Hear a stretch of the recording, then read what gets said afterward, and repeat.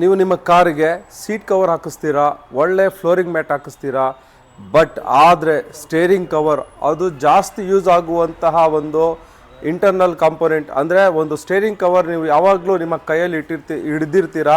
ಅದರಿಂದ ನಿಮಗೆ ಒಂದು ಒಳ್ಳೆ ಕಂಫರ್ಟ್ ಇರಬೇಕು, ಮತ್ತು ಒಂದು ಲುಕ್ ಬೇಕು, ಅಥವಾ ಗ್ರಿಪ್ ಬೇಕು.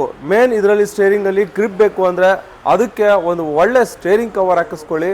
ಸ್ಟೇರಿಂಗ್ ಕವರ್ ಅಂತ ಬಂದರೆ ಬಹಳ ಚೀಪೆಸ್ಟು ಕೂಡ ಇದೆ, ಮೀಡಿಯಮ್ ರೇಂಜ್ ಕೂಡ ಇದೆ, ಒಳ್ಳೆ ರೇಂಜ್ ಕೂಡ ಇದೆ.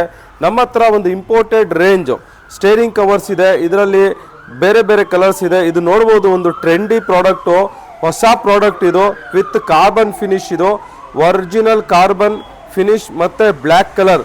ಇದು 100% ಪ್ಯೂರ್ಲಿ ಇಂಪೋರ್ಟೆಡ್ ಸ್ಟೇರಿಂಗ್ ಕವರ್.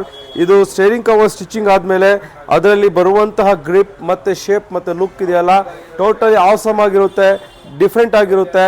ನಾವು ಈ ಥರ ಸ್ಟೇರಿಂಗ್ ಕವರ್ಸ್ನ ಸ್ಟಿಚ್ ಮಾಡಿ ನಮ್ಮ ಶಾಪಲ್ಲಿ ಸ್ಯಾಂಪಲ್ಸ್ ಇಟ್ಟಿದ್ದೀವಿ, ಅದನ್ನು ಕೂಡ ನೀವು ನೋಡ್ಬೋದು. ಈ ಥರ ಸ್ಟೇರಿಂಗ್ ಕವರ್ ನಿಮಗೆ 900ಇಂದ ಹಿಡಿದು ಅಪ್ ಟು 4000 ಗಂಟ ನಮ್ಮ ಹತ್ರ ನಾರ್ಮಲ್ ಇಂದ ಹಿಡಿದು original genuine leather steering covers ಕೂಡ ಅವೈಲೇಬಲ್ ಇದೆ. ಯಾವ ಥರ ಸ್ಟಿಚಿಂಗ್ ಆಗಿರುತ್ತೆ, ಸ್ಟಿಚಿಂಗ್ ಆದಮೇಲೆ ಯಾವ ಥರ ಕಾಣಿಸುತ್ತೆ ನೋಡೋಣ ಬನ್ನಿ. ನೋಡ್ಬೋದು, ಇದು ಇಂಪೋರ್ಟೆಡ್. ನಾನೇನು ಮೆಟೀರಿಯಲ್ ತೋರಿಸಿದೆ ಅದು ಮೀಡಿಯಮ್ ಕ್ವಾಲಿಟಿ, 900 ಅಂದಲ್ಲ, ಆ ರೇಂಜ್ ಇದು. ಈ ಥರ ಇರುತ್ತೆ ಸ್ಟಿಚಿಂಗು.